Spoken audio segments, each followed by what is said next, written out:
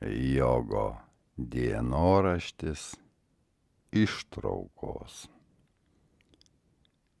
Nesu nusiteikęs prieš moteris, nei prieš vyrus, nei prieš skanų maistą, nei prieš mokslo išradimus. Nesutinku su neteisybė. Moteris gera žmogaus draugė, bet jos egoizmas naikinantis. Vyrai protingi, bet kvaili. Maistas skanus, bet nesveikas. Išradimai geri, bet nekokybiški ir taip toliau. Viskas apversta aukštyn kojom. Naikinti normalu, meluoti normalu ir taip toliau. Siekiama gerovės sau, kito sąskaita. Nenoriu daug ir smulkiai vardinti, nes praktiškai viską, ką daro šiuolaikinis žmogus, jis viską daro neteisingai. Jam per sunku būtų sukramtyti tiek daug blogos informacijos apie save. Žmogui gali pavažiuoti stogelis nuo savo nusikaltimų. Todėl geriau pamažu, palengva, kad pats suprastų, koks jis neteisingas kito atžvilgiu. Manęs materialus pasaulis nebedomina. Čia viskas laikina, lūžta ir taip toliau. Jeigu dar prisiriši prie materijos, dar ir kančią patiri.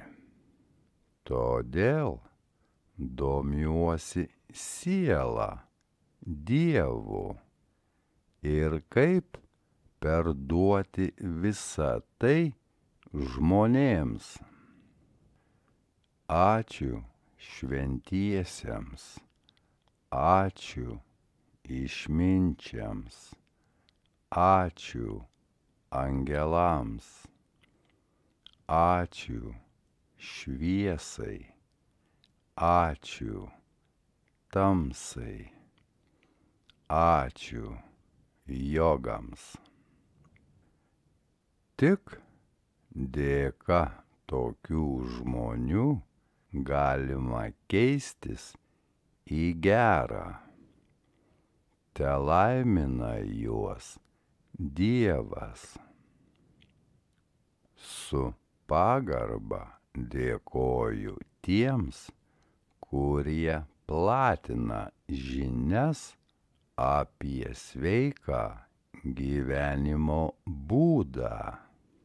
Jie dirba negailėdami savęs dėl tų, kurie naikina vienas kitą ir viską aplink save.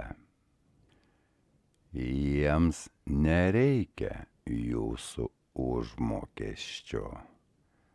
Jūsų gražiausias atsidėkojimas, kada nustosite kenkti ir keisitės į gerą. Jus gelbėja nuo jūsų pačių elgesio. Mato tavo ateitį, gaila tavęs, o tu per savo norus nesupranti, ką darai. Žemiški turtai, kokį čia pavyzdį pasakius, kas jie tokie palyginus su sielos turtais. Tu esi aukso kasyklos savininkas, bet kada gali nueiti į aukso perdirbimo gamyklą ir pasiimti aukso gaminių, kiek tik nori, kokių tik nori, su deimantais, briliantais ir taip toliau.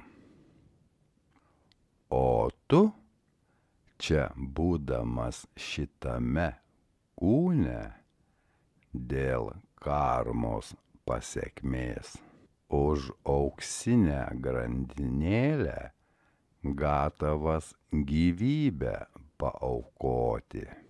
Kitas net žudo dėl aukso kilogramo. Čia gaunasi, kad neįdomu, kas esu, nes man tai nesvarbu. Geriau duokite man pinigų ir taip toliau. Beribė sąmonė suspausta į egoisto tašką. Užtenka vieno sakinio ir gyvenimas pasikeistų. Bet žmogus nepripažįsta kito gudresnio, protingesnio, geresnio už save ir taip toliau. Žmogui atrodo, kad jis pats pačiausias, o kiti nesuprantantys, kvailesni ar kokie kitokie. Kiekvienas galvoja taip, kuom yra užsipildęs. Aš pripažįstu, kad esu asilas, bailys, nedoras ir taip toliau.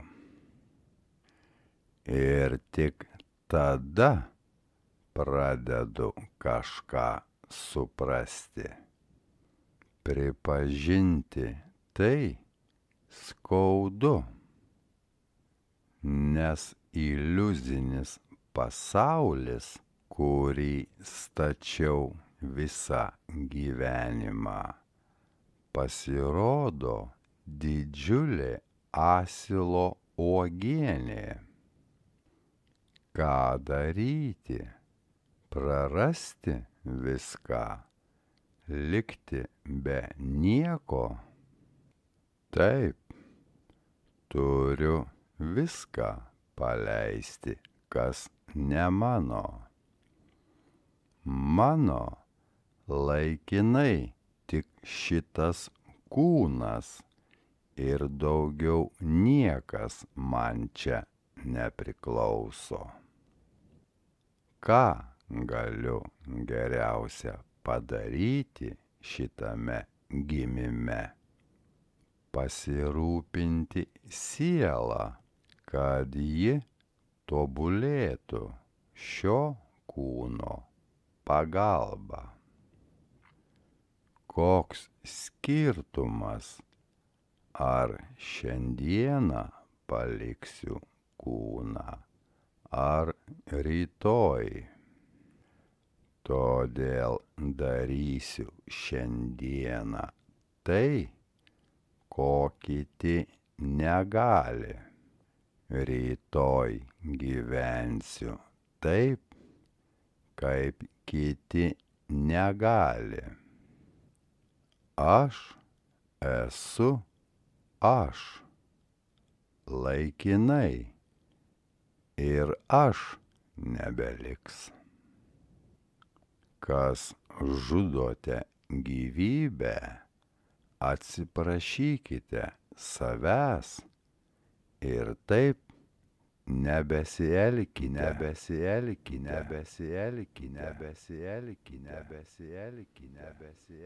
nebesielkite.